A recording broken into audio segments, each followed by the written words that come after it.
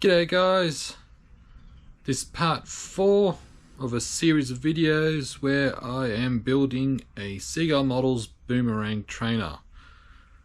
So if you haven't, if this is your first time on and clicked on this video, as I said, this video is part 4, and it's going about building a radio control model airplane. And at the moment I've got a fair few things done, and what we'll do before we carry on with the rest of the build, we'll go over a quick recap of what I have done, and then we'll continue on with the build. Alrighty guys, so this is what I've accomplished so far. So in the last video I assembled 99% of the main wing, and so that entailed joining the two halves together with epoxy, and got the control surfaces done. I also have the control surfaces done for the elevator and the rudder. And in the last video, what I said I would do off camera is I will install the engine. So as you can see, the engine hasn't been installed. I will go over that a little bit more in detail in a minute. So with the main wing, one small piece of ply has to be glued to the underside of the wing. So here you can see, so here we have the control rods that connect directly connected to the ailerons. So I have to glue on some ply. This bit of ply is to help with installing the aileron servo. So that's what that big hole is for. So your aileron servo will go in there, and that has the two rods that connect to there, which control your ailerons. So we will tackle that in this video. Also in this video we will tackle the plumbing and installation of the fuel tank, and we will also start installing some servos. Now with the engine, so this isn't a brand new engine. This is actually an engine out of another model that I have. I decided I have a stick that like an ugly stick that I had scratch built, and I didn't really fly it that much, so I decided to take the engine out of it and put it into the Boomerang. So that went in nicely. Now, as I mentioned before, even though they've given you updated engine mounts, they still give you wood screws to screw the engine into the engine mounts. Now, some people will think that these are fine, so you get these wood screws here. I mean, if you're comfortable with using that, that's cool. I'm not going to judge. However, what I have done is I have opted for some M3 screws. What I did is I drew a 2.5mm hole into the engine mount, and then put the M3 screws in, and then on the underside I have used some nuts to secure the engine firmly to the engine mount. That's how I did it with my Boomerang. For me personally, I just don't feel comfortable just with wood screws. That's just me. But anyway, that's the engine installed. So now the next part is to install the fuel tank. Now, installing the fuel tank isn't just a case of just taking this off and then, oh, when I say take it off, it's not a case of just getting up and just slotting the tank in there. We need to plumb the lines. So what I'm going to do is I'm going to pause, and I'm going to do a bit of it off camera, come back, do a bit of an explanation, and then go from there. Alrighty guys, now before I get into explanation and that, as you can see here, I've got a roll of fuel tube. Now I don't know why, but I know from my experience when I built my Boomerang, came with fuel tube. I mean, I don't know, every model that I've bought in my years of flying model aircraft that came with a fuel tank, the fuel tank had fuel tube, so it's got me at a loss. So if you're going to be building a Boomerang, make sure you have maybe about 5 feet of fuel tubing, maybe 4 feet, just to be on the safe side. But anyway, so yeah, I've had to supply my own fuel tubing, which is kind of odd.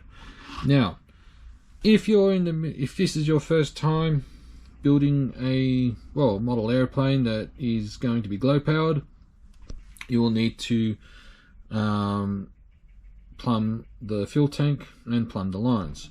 So when it comes to the internal part of the plumbing, you'll want to make sure that you have the correct length of fuel tube. Now, why, do you ask? Well, the whole idea of this is called a clunk. And the whole idea of it is that it'll move about inside the tank. So say for instance, so this here will be, say the aircraft is level, flying level. If you go up like that and do a loop, as you can see, the clunk is moving, so therefore when the fuel is at the top of the tank doing a loop, say for instance, it's still picking up fuel, and then once you've completed the loop, then the clunk will be facing downwards again. So when you're plumbing it, the reason why you want the correct length is you don't want it to just you don't want to cut your lines so that the clunk is at the bottom there. What you want to do, and what I'll do, give me a second, just put this so I can use 2 hands. Okay, so the whole point is you want to have the length measured up so that the tube, the clunk here, is at about the middle, because if you have the length all the way so it's at the bottom tip of the tank, when you go to say do a loop, the clunk can't move, it'll just be hitting at the back of the tank, and then the engine will be sucking in air when it gets to a low tank. So what you want to do is make sure that the front of this metal part here of the bung or the plug is level. Sorry, make sure that that is level with the opening of the tank here, and then make sure that the clunk is at the middle, and that's how you want your length of fuel tube. That way it'll go down, and then when you do a loop, the clunk can move around freely inside the tank. And you'll also want to have almost equal length of fuel tube here. This way you can with this tank you have 3 lines, so you have your engine, your vent, and your filler. So you want your filler to be about as equal length. That way when you're finished flying for the day, you can then just suck out as much fuel as you can. And with the vent you want that, as you can see I've bent it upwards, so that way when it goes in, it goes to the top there, and so that way air can just naturally go in and it's not flooding out of the vent line there. So what I'll do now, guys, is I will off camera install this.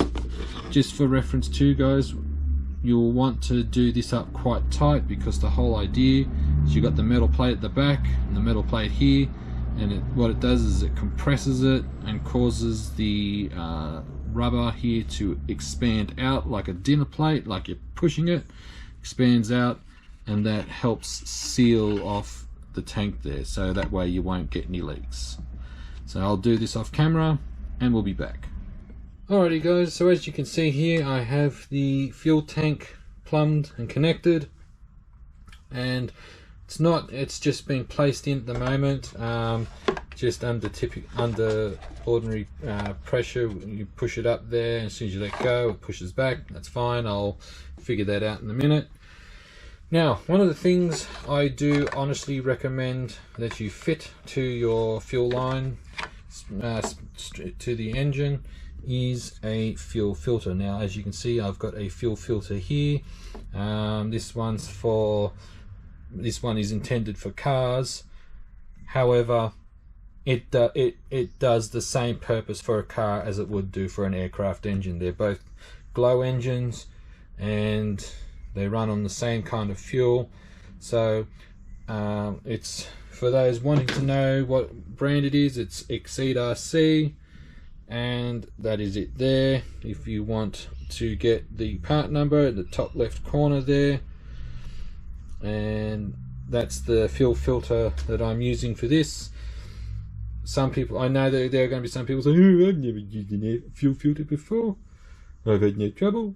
Well, yeah, I mean, sure. I mean, really, you know, personally, I think you're dancing with danger there. I have actually had my helicopter, for instance, my helicopter, I just could not for the life of me figure out why, no matter how much I richened the fuel mixture, it was still running lean. So I went through the fuel system, looked at the fuel filter, and it was blocked. So the fuel filter does do its job. Just that, fortunately, with this fuel filter, it's clear, you can see if there's any gunk buildup. So I do recommend that you have a fuel filter for your engine.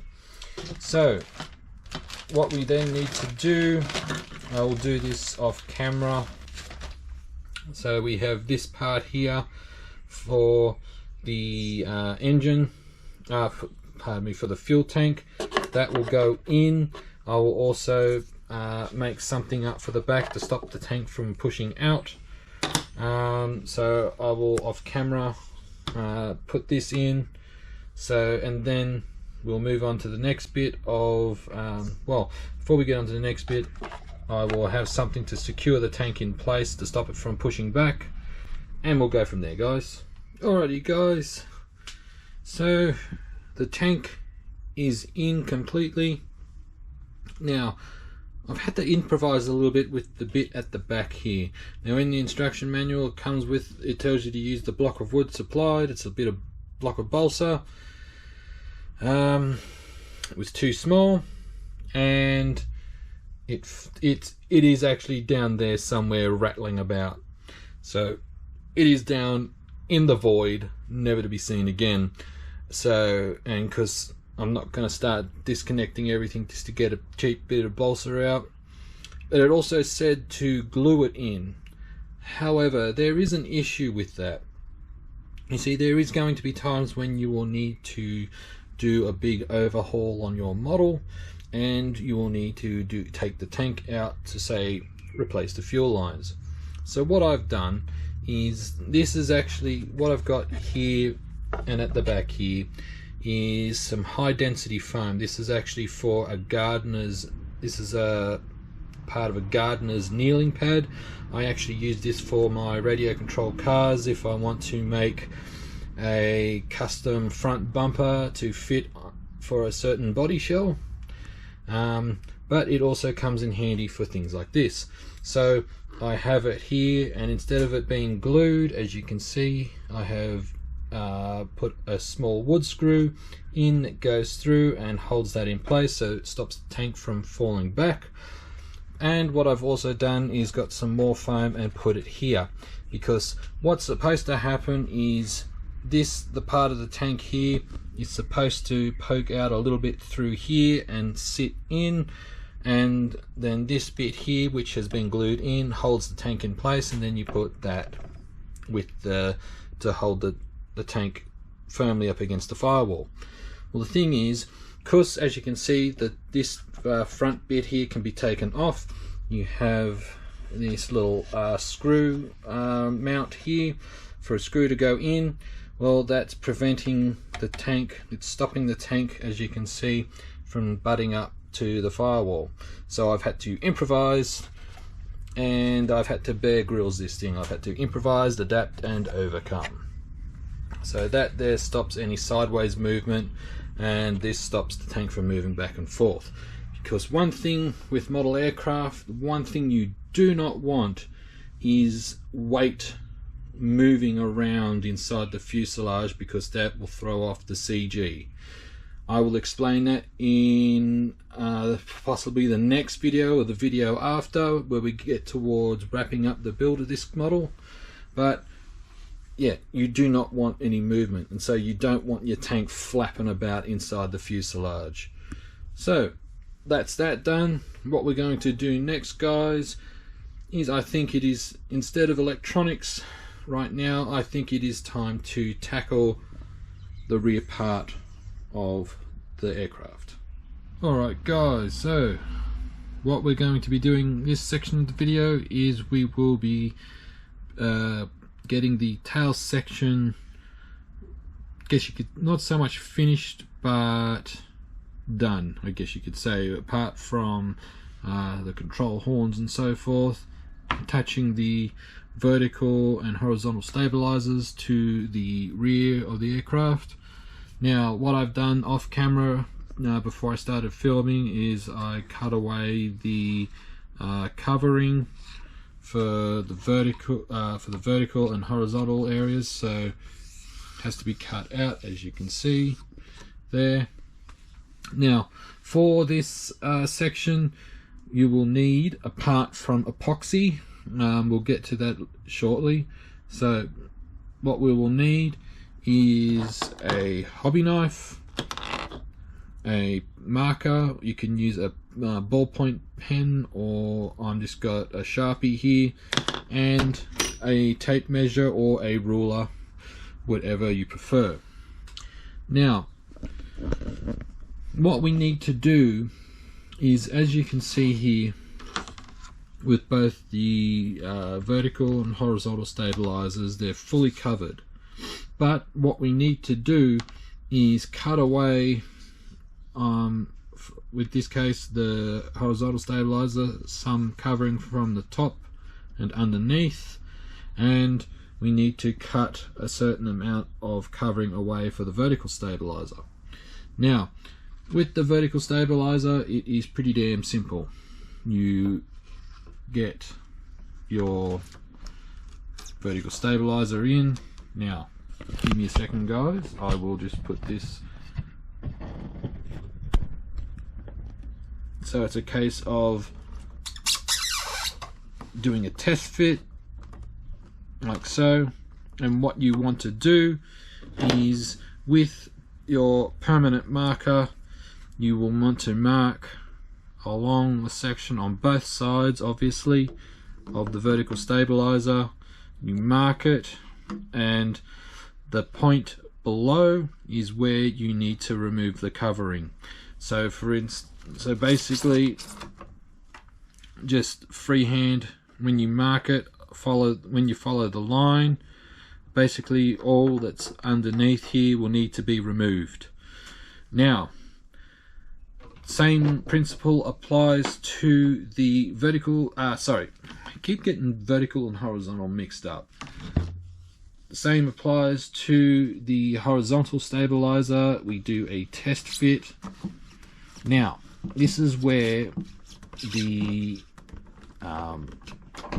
your either your ruler or your tape measure come in.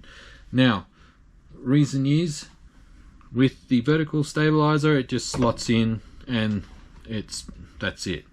Now, with the horizontal stabilizer, there's really no slotting.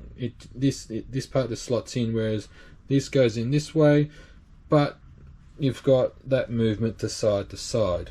Now, the reason why we use a tape measure is, so for instance, we want to measure the distance from the tip here to the edge here, and the same applies to, it's a bit hard to do it single-handed, but you want to make sure that you have equal distance from right and left.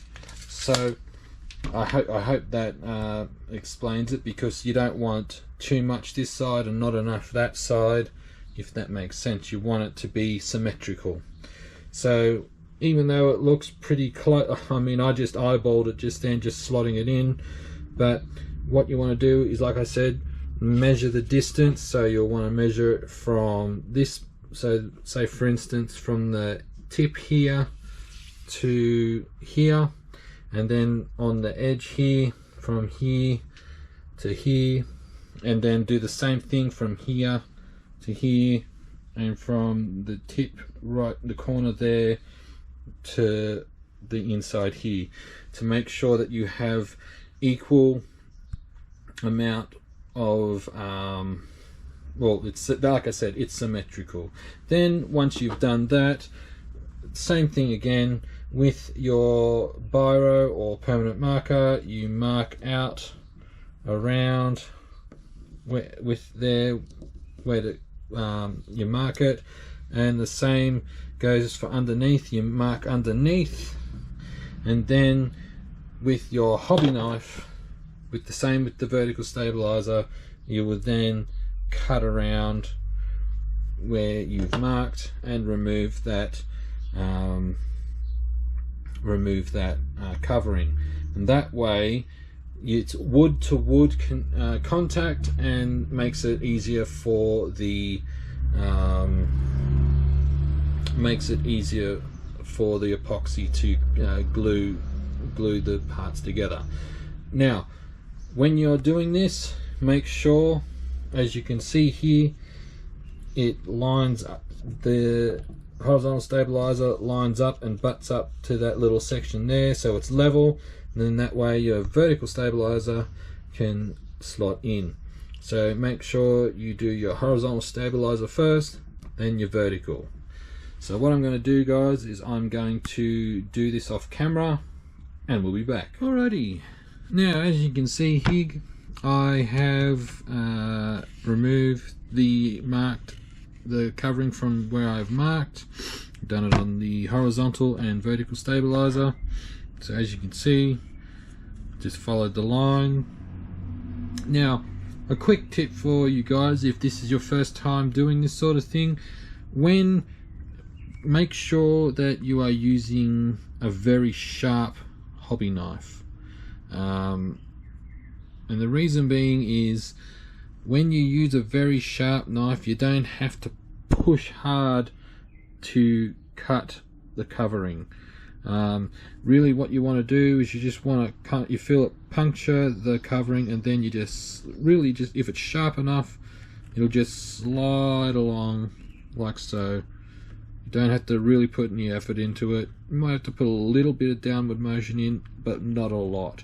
The reason why I say this is because you don't, especially if you're cutting, like for instance here, if you look closely you can see the grain of the wood is going that way. If you're cutting, when you're cutting along that way, you're cutting with the grain, and you'll end up cutting into the wood and weakening it. So you don't want that, because you don't want this coming off during a flight. So or braking during a flight, because then you're in all sorts of trouble.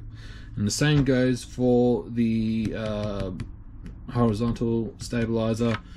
Same thing, even though, like you can see, the grain's going this way, still you don't want to cut into the wood. You just want to cut the covering away. So what I'm going to do, guys, as you can see, permanent marker here.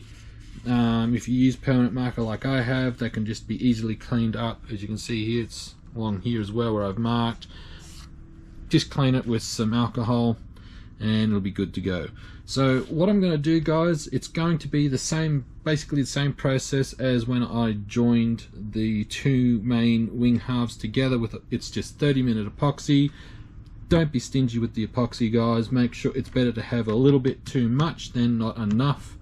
So make sure you've got plenty to go on the actual stabilizers and onto the fuselage, and get a good contact with each. So don't be stingy, guys, and wipe off any excess that comes out, and then wait for it to cure. So what I'm going to do, guys, is I'm going to do this off camera and we will be back. Alrighty, guys, so I've just literally just put the vertical and horizontal stabilizer on to the fuselage. The epoxy is still wet. Now, like I said, don't be stingy with the epoxy. It's better to have too much than not enough, and I've got enough left over, so just wipe off the excess. It's as simple as that.